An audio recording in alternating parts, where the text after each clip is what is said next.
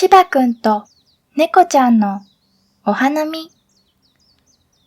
ある春の朝、しばくんは大きなあくびをして、今日はお花見の日だと言いました。しばくんはリュックにおにぎりとサンドイッチととっても大きなシートを詰め込みました。その時、猫ちゃんが走ってきました。手に水筒を持っています。準備 OK。お菓子もいっぱい持ってきたよと言いました。しばくんが笑って言いました。そんなに食べないよ。猫ちゃんは眉を潜めて言いました。去年のピクニック忘れたの？しばくんは5本と咳をして、とにかく行こうと答えました。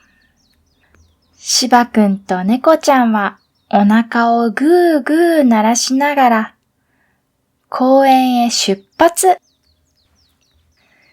桜の木はピンクの花でいっぱい。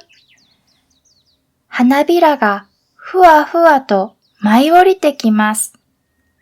猫ちゃんはくるくる回って、見てーと叫びました。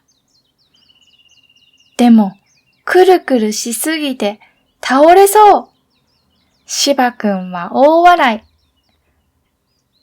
でも、その時、シートが風に吹かれて、ふわーっと木の上へ飛んでいきました。ギャー、僕たちのシートとしばくん。猫ちゃんは、私が登ると言いました。でも、滑ってふかふかの草の上にボテンと落ちてしまいました。しばくんは口を押さえてクスクス。やっぱり草の上に座ろうか。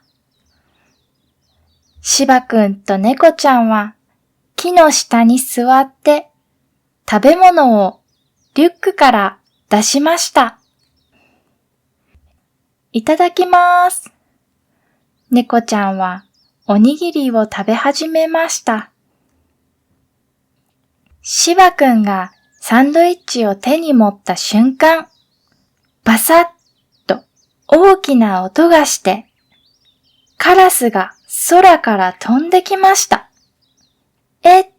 と思った時には、しばくんのサンドイッチがカラスのくちばしに。ギャー、僕のサンドイッチ。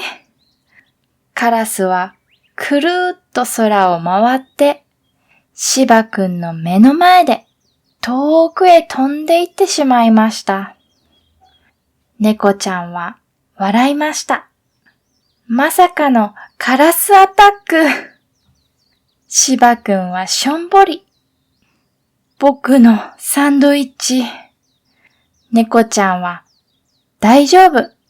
まだいっぱいあるよ。と言いました。しばくんはにっこり。ありがとう猫ちゃん。そして桜の花びらがパラパラと落ちてきました。うわ、花が入ったとしばくん。桜味かもねーと猫ちゃん。しばくんと猫ちゃんは食べて笑って桜の花びらで遊びました。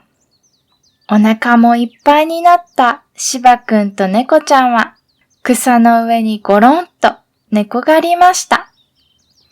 最高のお花見だったねーと猫ちゃん。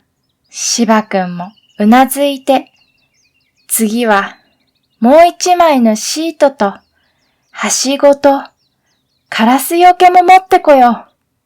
しばくんと猫ちゃんはまた大笑い。今年も楽しかったね。終わり。